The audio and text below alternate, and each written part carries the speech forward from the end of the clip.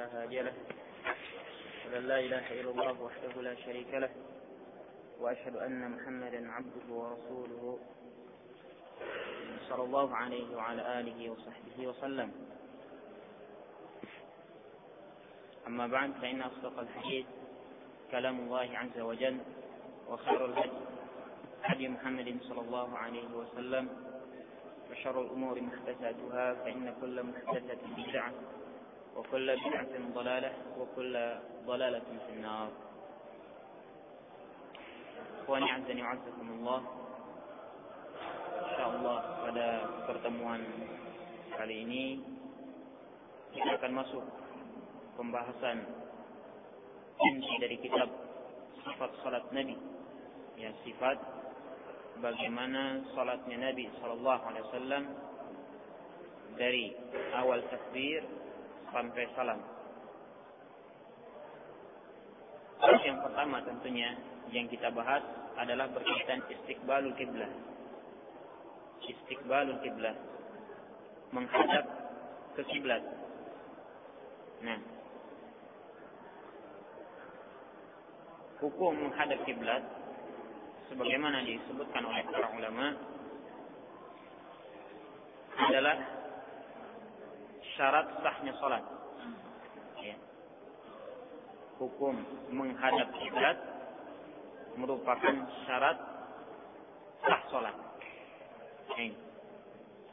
Apabila seorang salat tidak menghadap kiblat, maka salatnya tidak akan sah. Ya. Kecuali dengan dua keadaan. Ya. Kecuali dengan dua keadaan. Yakni yang pertama, ketika salat sunnah di atas kendaraan, maka ini beda hukumnya. Nah, kemudian yang kedua, fi syiddatil khauf, ketika rasa takut yang sangat. Nah, ketika perang, ya, atau keadaan-keadaan yang lain, yang mana keadaan tersebut merupakan kejadian yang mengakibatkan seorang ini takut dengan sangat, ya. Nah, sehingga dia tidak bisa konsen di dalam salatnya. Nah, tidak bisa tenang di dalam salatnya. Dia masih, ya, ada kesempatan untuk melaksanakan salat, maka dia laksanakan salat. Nah, walaupun dia tidak tahu kemana arah kiblat. Nah, maka di sini ya hukumnya pun berbeda. Hukum asal menghadap kiblat, apa tadi hukumnya? Syarat sah salat. Nah, syartu sihhatis salat. Nah, kemudian ya disebutkan oleh Syekh Al-Albani rahimahullah taala, karena Rasulullah SAW idza qama ila shalah istaqbala al-Ka'bah fil fardhi wan nafli. Nah, bahwasanya Rasulullah SAW apabila menegakkan salat, maka beliau menghadap Ka'bah. Nah, baik salat fardu, ya salat wajib, nah, salat wajib atau salat sunnah. Ini salat sunnah pun wajib untuk menghadap kiblat. Amara Rasulullah sallallahu alaihi wasallam bidzalika faqala li musii'is salat. Nabi sallallahu alaihi wasallam memerintahkan hal yang demikian itu, menghadap kiblat.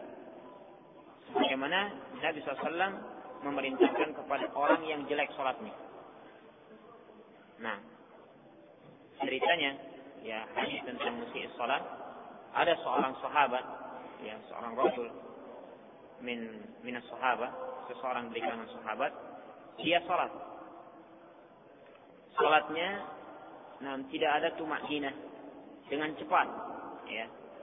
Nah, dengan cepat. Nah, maka setelah melaksanakan salat, Nabi sallallahu ulangi salatnya. Ya. Kemudian dia pun mengulangi salatnya. Ya. Dan dia melakukan hal yang sama. Dengan cepat, tidak ada tumakninah. Ya, setelah selesai datang lagi kepada Rasulullah Rasulullah mengatakan, "Ini salat." Ya, ulang salatnya. Ulang salatmu. Nah, kemudian ya dilakukan lagi oleh sahabat ini, ya. Kemudian sahabat ini setelah menyelesaikan salat, datang lagi kepada Nabi sallallahu. Ya, kata Nabi sallallahu, ulang salatmu. Kata sahabat ini, "Ya Rasulullah, wahai Rasulullah, aku ini tidak bisa melaksanakan salat yang lebih baik dari ini."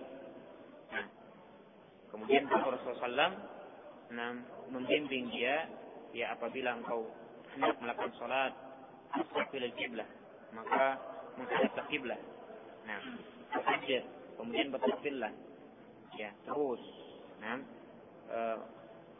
Nabi SAW membimbing bagaimana tata cara salat yang benar. Nah, harka hatta tatma'inna raki'an. Ya. Dalam hadis tersebut disebutkan juga rukulah engkau.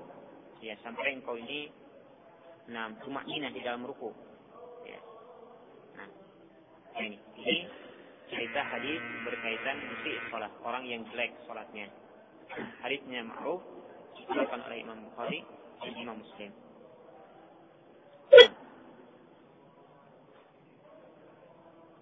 Kemudian dalil yang lain yang menunjukkan bahwasannya menghadap kiblat merupakan sah salatnya salat. Karena Rasulullah SAW fi safari yusalli an-nawafil ala rahilatihi wa yutiru 'alaiha haitsu tawajjahat bihi syarqan wa gharban. Nah, atau dalil yang lain, ya. Sebelumnya ayat yang disebutkan oleh Allah Subhanahu wa taala dalam surat Al-Baqarah ayat 115. Nah, fa aina ma tuwallu fa thamma wajhullah. Ya. Nah, maka dimanapun kamu berpaling, maka di sanalah wajah Allah Subhanahu wa taala. Nah, maksudnya di sini pun ya artinya seseorang harus menghadap kiblat ketika hendak melaksanakan salat. Nah, kemudian yang perlu diingatkan pula, ya, bahwasanya sah salat ini baik dalam salat fardu tadi dan salat sunnah. Ya, salat sunnah yang bukan di atas kendaraan dan bukan dalam keadaan safar. Ya, dan bukan dalam keadaan safar. Nah, ini. Nah, maka wajib seseorang untuk menghadap kiblat. Bahkan tadi dikatakan syarat sahnya salat. Nah, kemudian apakah dalam menghadap kiblat ini harus ya pada ainnya? Nah, pada ainnya, yakni pada zat Ka'bahnya. Nah, atau cukup hanya Ka'bah saja? Ya, pada zat Ka'bahnya, ain Ka'bahnya. Nah, kata para ulama, apabila seseorang melihat Ka'bah, apabila seseorang bisa melihat Ka'bah, nah, maka ijma' mereka mengatakan wajib untuk pas, ya, untuk pas kepada zat Ka'bahnya. Nah, ke Ka'bahnya, ya, harus pas posisinya menghadap kepada Ka'bah. Kalau dia melihat Ka'bah, contohnya dia sedang di Masjidil Haram, jelas dia melihat Ka'bah, maka ya dia harus menghadap ke Ka'bah. Nah, dan ini ya tadi, nah, ijma' para ulama, ya, sepakat para ulama apabila seseorang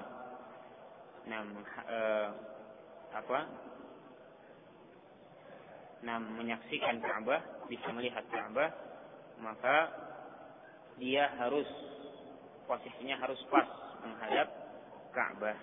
Nah, tsumma kana mu'ayyan al-Ka'bah fa fardhu shalah ila 'ainiha la na'lamu fihi khilafan. Kata Ibnu Qudamah, ya, kata Ibnu Qudamah, apabila seseorang bisa melihat Ka'bah secara langsung, ayanan dengan matanya, maka wajib untuk sholat ya kepada ain, kepada zat Ka'bahnya, langsung kepada Ka'bahnya. Dan kami kata Ibnu Qudamah tidak mengetahui dalam permasalahan ini khilaf. Nah, tidak ada khilaf dalam permasalahan ini. Nah, kemudian kita baca ini dulu. Berselisih apabila seseorang tidak bisa melihat langsung Ka'bahnya. Ya. Orang-orang yang di luar Masjidil Haram atau dari negeri-negeri yang lain. Ya. Bukan negeri Arab, ya. Nah, di negeri Arab pun kalau bukan di Masjidil Haram, tidak bisa melihat Ka'bah tentunya kalau di luar Masjidil Haram. Nah, maka bagaimana? Ya. Kata para ulama, dan ini merupakan jumhur para ulama, bahwasannya kalau seseorang tidak bisa melihat Ka'bah, wajib baginya ayyastaqbilal jihah, untuk menghadap kepada arahnya saja. Nah, misalnya arahnya Masjidil Haram di mana, maka cukup arahnya itu. Nah, tidak perlu seseorang taklif. Nah, membebankan diri harus menarik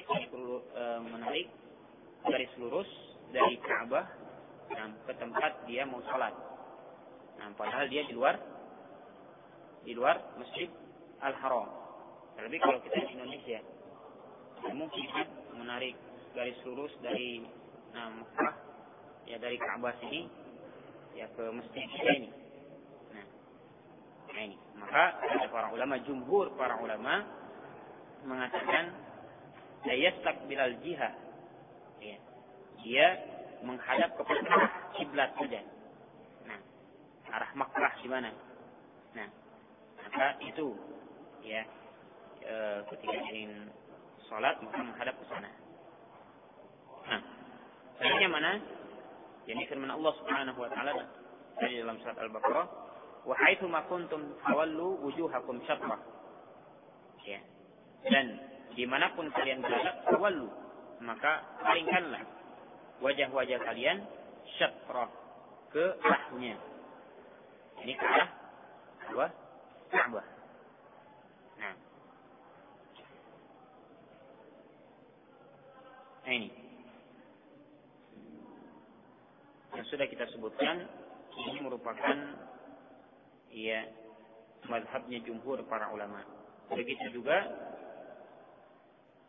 mazhabnya Syekhul Islam Ibnu Taimiyah, pendapatnya Syekhul Islam Ibnu Taimiyah. Nah, rahimahullah taala. Ya. Kemudian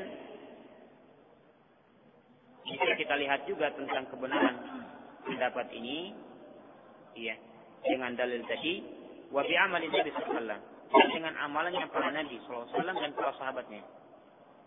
Nah, innahum kanu yusalluna ila Makkah wa lam yanqul anhum annahu kanu yataharrawna aina al-Ka'bah. Ya, karena mereka tentunya ketika itu para sahabat Nabi sallallahu alaihi wasallam dan para sahabatnya kebanyakan. Nah, sebelum adanya Fathul Makkah, mereka sholat di mana? Di mana? Di Madinah. Iya kan? Nah, di Madinah. Bahkan dakwah Nabi SAW terakhir itu, terakhir dan ini syariat disempurnakan di Mekah, di Madinah. Nah, di Madinah, sholat, kewajiban sholat itu diwajibkan di Mekah hanya 3 tahun. Ya. Setelah itu, Nabi SAW pindah ke Madinah, hijrah ke Madinah. Nah, tentunya para sahabat dan para Nabi SAW dan para sahabatnya, Nabi SAW dan para sahabatnya, mereka tidaklah membebankan diri kemudian sholat harus menghadap kepada Ainul Ka'bah, zat Ka'bahnya langsung. Dan tidak dinukilkan dari mereka. Ya. Tidak dinukilkan dari mereka, dari Nabi SAW, dari para sahabat ridwanul alaihim ajma'in, bahwasanya mereka ini yataharraun, memelihara, ya, menjaga. Kemudian mereka menarik garis lurus, ya, dari Ka'bah, nah, sampai ke Madinah, tidak ada. Ya. Di sini menunjukkan bahwasanya yang diwajibkan ketika seseorang tidak bisa melihat Ka'bah adalah al-jihad, hanya menghadap ke arah, ya, Ka'bah saja. Nah, wala'annahum a'adu shalah idza sallu lil jihad. Ya. Dan juga tidak dinukilkan dari mereka bahwasanya, ya, ketika mereka melaksanakan salat hanya mengarah ke Ka'bah saja, arahnya ke Ka'bah atau arahnya ke Mekah, kemudian mengulangi salatnya. Ya, mengulangi salatnya ketika masuk Mekah atau masuk Masjidil Haram, kemudian mereka ulang salat-salat yang sebelumnya karena tidak pas menghadap Ka'bah. Tidak dinukilkan dari mereka. Jadi di sini menunjukkan apa? Sahnya. Nah, salat menghadap ke arah saja apabila dia tidak melihat Ka'bah. Nah, wa aidan at-taklif bil ain fihi taklif bima la yustata'. Ya. Kemudian kalau memang manusia ini dibebankan setiap orang harus sholat menghadap ain Ka'bah, kepada zat Ka'bahnya secara langsung, maka ini membebankan perkara yang tidak mampu untuk dilakukan oleh manusia. Ya. Iya kan? Nah, tidak bisa sekarang di Indonesia kemudian, ya, harus pas Ka'bah di negeri manapun kaum muslimin, ya, hatta di Madinah sendiri, nah, yang mungkin masih dekat dengan Makkah, atau orang-orang yang di luar Masjidil Haram. Nah, ini ya perkara, ya, pembebanan syariat yang tentunya tidak akan mampu dilakukan oleh manusia. Dan sementara Allah Subhanahu wa taala tidaklah membebani, ya, la yukallifullahu nafsan illa wus'aha. Allah Subhanahu wa taala tidaklah akan membebankan kepada jiwa seseorang kecuali apa yang dia mampu. Paham ya?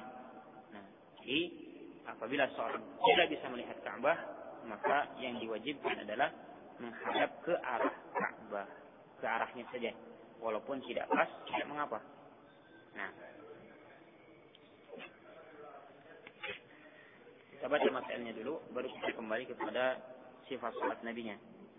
Kemudian masalah berikutnya,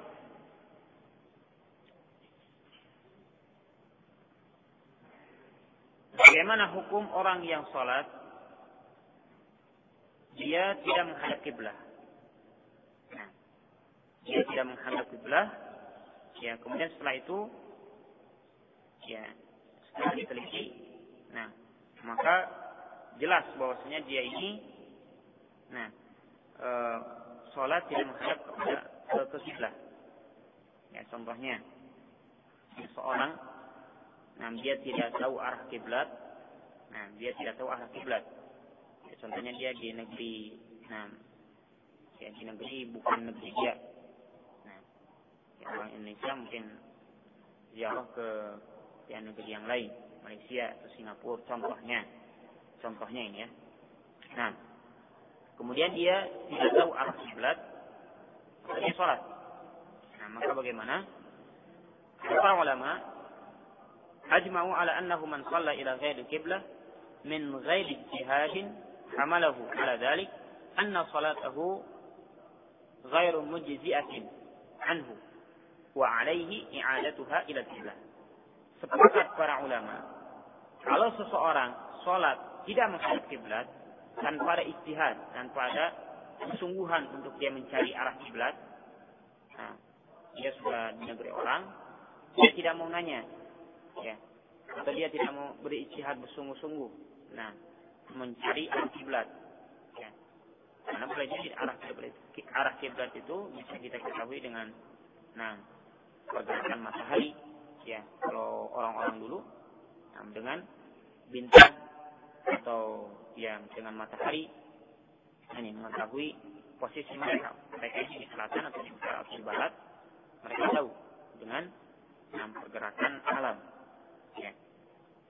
Mereka itu dalam surat Yasin disebutkan, bahwasanya bintang-bintang dan matahari atau yang ada di langit ini sebagai alamat, sebagai tanda. Sebagai tanda. Ini. Maka apabila seseorang salat tanpa ijtihad darinya, salatnya itu tidak sah. Salatnya itu tidak sah dan dia harus mengulang salatnya. Kalau dia sudah nampak, sudah dia ketahui bahwasanya ketika dia salat ini tidak menghadap kiblat, dia harus mengulang salatnya. Dia harus mengulang salatnya. Ini dinukilkan dari Ibn Abdul Bar dalam kitab beliau At-Tamhid.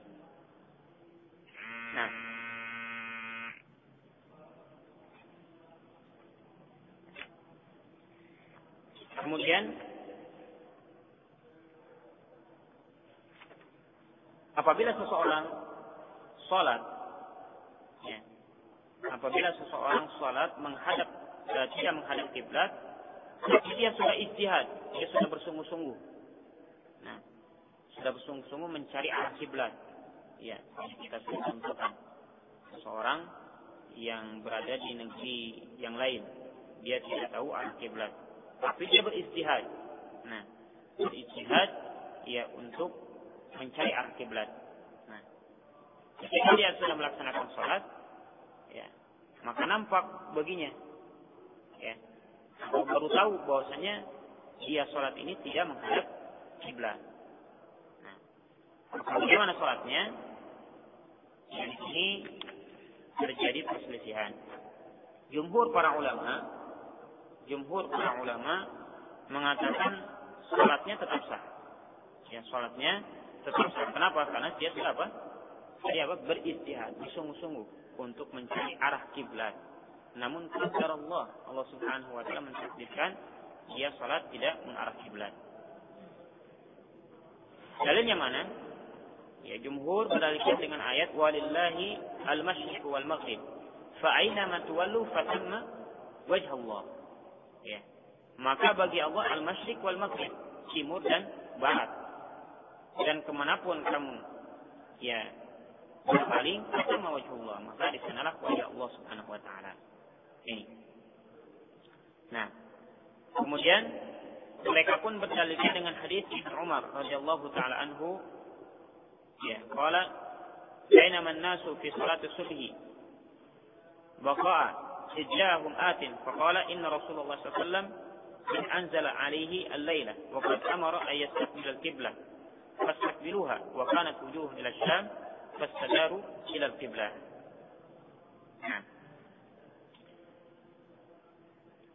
Hadis Ibnu Umar yang menceritakan tentang perpindahan kiblat dari asalnya mana kiblat ini? Baitul Maqdis, Ka'bah, ke Mekah. Menceritakan maksudnya ketika kami salat subuh di Baqa, maka datang seseorang, kemudian dia mengatakan bahwasanya Rasulullah SAW telah turun kepadanya malam tadi, wahyu, dan Rasulullah SAW diperintahkan untuk menghadap kiblat.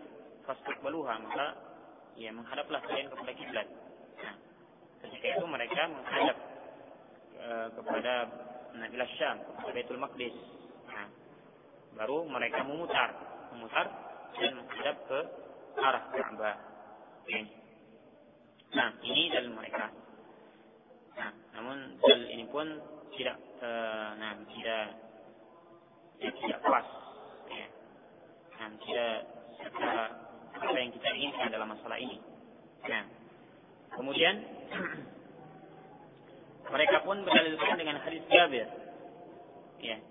Hadis Jabir bin Abdullah, kunna ma Rasulullah sallallahu alaihi wasallam fi masjirin atau safarin. Kami itu ketika bersama Rasulullah sallallahu alaihi wasallam di dalam safar. Kemudian asabana al-ghaib, meliputi kepada kami al-ghaib, yakni awan, ya, sehingga kami tidak bisa menentukan arah kiblat. Karena kalau zaman dulu tadi sudah ana sebutkan bahwasannya untuk mengetahui arah kiblat mereka melihat kepada langit, ya. Nah, melihat ke langit ini. Kemudian kami berselisih, ya, dan antara kami berijtihad, satu sama lain berijtihad, ya. Maka kami salat sesuai dengan ijtihad kami. Nah, dan setiap kami dia menggariskan satu garisan, ya. Ketika setelah salat, dan sudah awannya sudah hilang, kemudian kami mengadu kepada Rasulullah SAW yang menceritakan hal ini, ya tentunya dari mereka yang menghadap kepada tidak menghadap kepada kiblat, ya, tidak menghadap ke Ka'bah. Nah, ini. Maka Rasulullah SAW ya ketika dikhabarkan ini tidak menyuruh para sahabat yang salah di dalam salatnya tidak menghadap kiblat untuk mengulang. Untuk mengulang. Nah, ini dalil jumhur. Ya. Nah, kemudian ya adapun yang disebutkan oleh para ulama yang lain bahwasannya kita bisa mentafsir merinci. Nah, kita merinci, ya. Masalah ini perlu dirinci oleh sebagian para ulama. Bagaimana rinciannya? Nah, kita lihat dulu apakah dia berada di negerinya, yakni bukan dalam keadaan safar, atau dia dalam keadaan safar. Nah, atau dia dalam keadaan safar. Kalau dia di negerinya atau ya di kampungnya, nah di kampungnya maka tidak ada udzur baginya. Ya. Apalagi pada zaman sekarang. Ya, pada sekarang sudah banyak masjid. Nah, ya sudah banyak masjid. Kemudian kalau memang dia di negeri kafir sudah sudah ada alat-alat untuk menentukan kiblat. Nah, banyak fasilitasnya. Ya, ini wajib, tidak ada udzur untuk dia menghadap kiblat. Begitu juga sedang safar.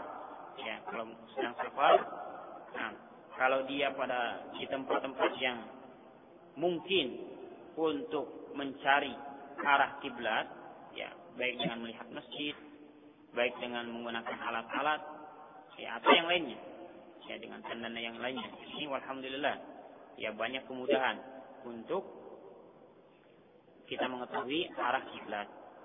Ya. Nah, dikecualikan oleh para ulama, yakni safar, ketika safar ini pada tempat yang ya tidak ada tanda, contohnya dia di padang pasir dan dia tidak membawa alat yang memang bisa menunjukkan ke arah kiblat. Nah, ini. Nah, maka di sini pengecualian, di sini darurat sekali. Ya. Nah, di padang pasir contohnya awan gelap, tidak ada yang menunjukkan arah kiblat. Ya.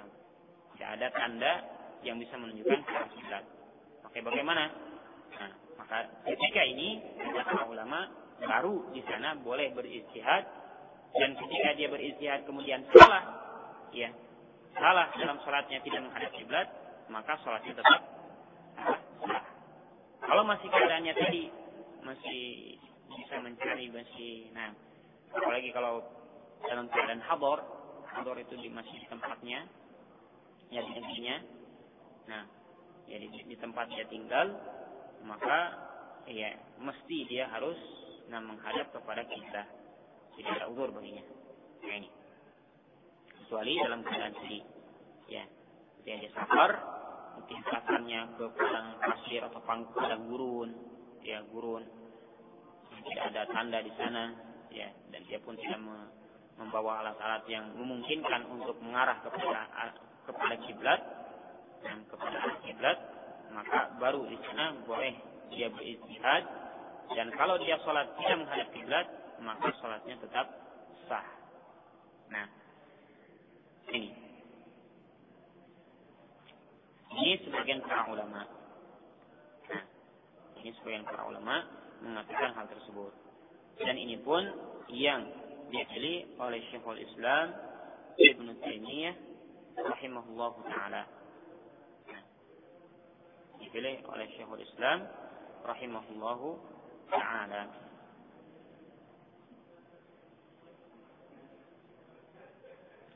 Kemudian masalah yang lain. Nah, masalah yang lain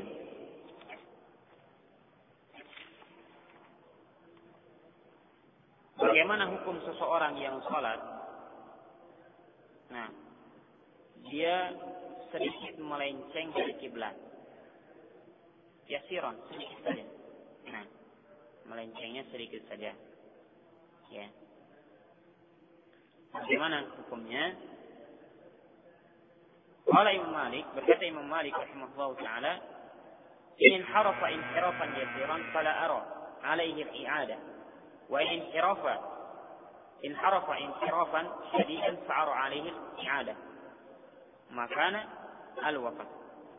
Nah, mereka kata Imam Malik, apabila seseorang melaksanakan salat ya mengarah kiblat tapi dia melenceng ke arah kiblat sedikit saja, ya melencengnya sedikit saja, nah maka kata Imam Malik, saya tidak berpendapat harus mengulang salatnya kecuali apabila dia menyelewengnya syadidah. Nah, jadi melenceng sekali, ya melenceng sekali, bukan sedikit saja, tapi sudah melenceng sekali. Nah, ke kanan atau ke kiri, ya. Nah ini, nah, di sini baru seseorang harus mengulangnya. Nah, harus mengulangnya kalau masih ada waktu sholat, ya. Waqala Syafi'i, Imam Syafi'i rahimahullah taala mengatakan, wa in ara annahu in harfa lam yalgha syai'an min salatihi karena al-inhiraf laisa fihi yakin khata'un. Ya. Nah, jadi sama Imam Syafi'i pun mengatakan hal tersebut. Ya, apabila hanya melencengnya yasir saja, ya, maka tidak mengulang salatnya. Ya, beliau berpendapat tidak mengulang salatnya. Nah, dan ini yang benar. Ya, dan ini yang benar. Wallahu a'lam. Nah. Kemudian bagaimana hukum salat fardhu? Hukum salat ya di atas kendaraan. Nah, pembahasan ini kenapa dimasukkan ke dalam bab menghadap kiblat? Karena ada keterkaitan. Ya, nanti jadi sudah Anda sebutkan pada awal pembahasan bahwasanya seorang boleh tidak menghadap kiblat apabila di atas apa? Kendaraan dan sedang safar. Dan sedang safar. Nah, sekarang apakah boleh seseorang sholat wajib di atas kendaraan? Nah, apakah boleh seseorang sholat wajib di atas kendaraan? Sepakat para ulama bahwasanya tidak boleh sholat fardhu, sholat wajib di atas kendaraan. Nah, ini dinukilkan ijma' jadi jam'un min ahli ilm, banyak dari ahli ilm. Nah, salah satunya adalah Ibn Battal. Ya, beliau mengatakan ajma'al ulama ala ishtirat dzalika an-nuzul al-maktubah wa annahu la yajuz li ahadin an yusalli al-fardhah. Nah, ala rahilah min ghairi usrin. Nah, ini saja. Ijma' para ulama, ya syarat seseorang harus turun dari kendaraan untuk sholat wajib. Tidak boleh seseorang melaksanakan sholat di atas kendaraan, ya ketika sholat fardu tanpa ada udzur. Tanpa ada udzur. Nah, itu wajib untuk dia turun kemudian baru sholat wajib. Nah, soal ini dulu. masih ada waktu. Ada waktu. Fadhal kalau mau bertanya.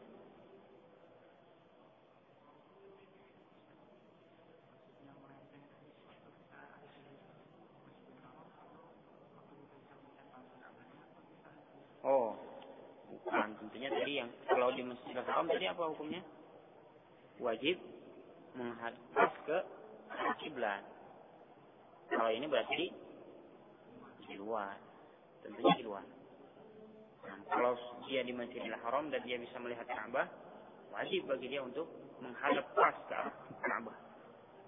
Pas ke arah Ka'bah. Kalau dia melenceng, nah ini harus diulang salatnya.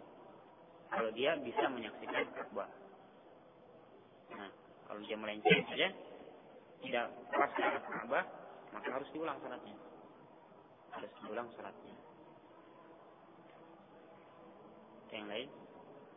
Satu lagi.